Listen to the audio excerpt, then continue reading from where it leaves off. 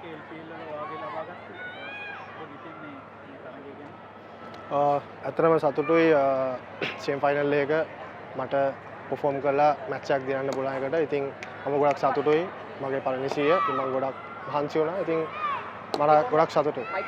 ගොඩක් ස්ටාර්ට් ලබා ගත්ත මේ තරගාවලිය නමුත් ලොකු එකක් විදා කරන්නට අපතම අවස්ථාව උදා වුණේ. ඊටම තීරණාත්මක තරගයක. උණුකරු මොනවද කිව්වේ මම හිතන්නේ මට කිව්වේ ගොඩක් මම ස්ටාර්ට් ගත්ත හැම එකකම වගේ. ඉතින් මම ලොකු එකකට කන්වර්ට් කරේ නැහැ. ඊට පස්සේ අපි ප්ලෑන් එකක් දැම්මා මොනවද කරන්න කියලා. ඉතින් අපි ඒ chat එකෙන් පස්සේ තමයි පොඩ්ඩක් ගේම් එක ප්ලෑන් එක වෙනස් කරා. ඉතින් මම හිතනවා ඒ චේන්ජ් එක හොඳ වුණා කියලා.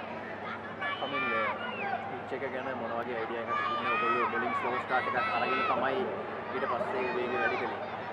මුලින්ම විකට් එක ඇත්තටම පොඩ්ඩක් කොයි වගේද හැසිරෙන්නේ කියලා අපිට බලන්න ඕනේ වුණා. ඉතින් ඊට පස්සේ අපි පොඩ්ඩක් ප්ලෑන් එකක් තිබ්බා ඕවර්ස් දෙක තුනක් නෝමල් බැට් කරලා බලනවා විකට් එක කොහොමද කියලා. ඊට පස්සේ ඉතින් දන්නවා අපි ටාගට් කරලා හිටපු බෝලර්ස්ලාට අපි ටාගට් කරා. ඉතින් මම හිතනවා අපේ ප්ලෑන් එක සක්සස් වුණා කියලා.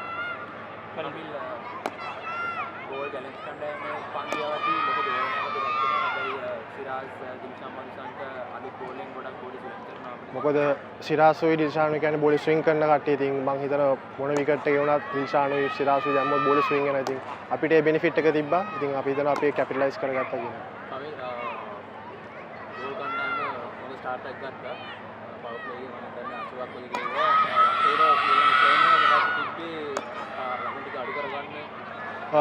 අපි දන්නවා මේක හොඳ විකට් එකක්. ඉතින් ඒගොල්ලෝ හොඳ ස්ටාර්ට් එකක් ගත්තාම දන්නවා පවර් ප්ලේ එකේ ලකුණු 80ක් 90ක් විතර යනවා කියන එක. ඉතින් අපි දන්නවා අපේ ඩෙත් ඕවර්ස් හොඳයි කියන එක. ඉතින් අපි කරේ පවර් ප්ලේ එකෙන් පස්සේ අපි විකට් ගන්න try කරේ නැහැ. අපි බවුන්ඩරි එක අඩුවේ. අපි ඕවර්ස් ටිකක් අඩුවට දාන්න තමයි ප්ලෑන් කරේ. කමිල් අත්ගම ඔබ කියන්නේ LPL ඉතිහාසයේ වැඩිම ලකුණු සංඛ්‍යාව වාර්තා කරා. මොකක්ද ඔයගොල්ලෝ තරගයට කලින් මොන වගේ ඉලක්කයක් එක්ක දීපි ඊට පස්සේ එක්තර ලකුණු වැඩි කරගන්න පුළුවන්. අපි කෙතරාමි ස්ටැට්ස් බැලුවොත් අපි 170 තමයි පාස් ස්කෝර් එක. ඉතින් අපි මුලින්ම විකට් වෙනස් වෙනවා වෙද එකත් එක්ක. ඉතින් අපි මුලින් නෝමල් බැට් කරන්න ඉතින් කිසිම ප්ලෑන් එකක් තිබ්බේ නැහැ. ඉතින් විකට් එක හොඳයි කිව්වම අපි 220ක් තමයි අතරම ප්ලෑන් කරේ. ඉතින් විදෝගේ හොඳ මේ පාර්ට්නර්ෂිප් එකක් ආවා. ඉතින් අපි කැපිටලයිස් කරගත්තා කියලා මම හිතනවා.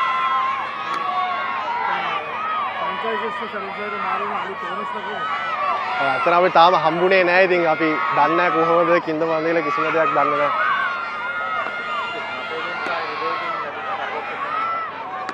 ඇත්තටම ඒ දෙන්නා බැට් කරද්දි මටත් ලේසි. මොකද මටත් ස්ට්‍රයික් එක ආවේ නැති වුණත් ඒගොල්ලෝ එහා පැත්තෙන් රන්ස් ගන්නවා. ඉතින් මට ප්‍රෙෂර් එකක් තිබ්බෙත් නැහැ. මම රිස්ක් එකක් ගන්න කිසිම අවස්ථාවක් තිබ්බේ නැහැ. මොකද ඒ දෙන්නා ඇවිල්ලා හොඳට ස්ට්‍රයික් එක රොටේට් කරලා ගැහුවා.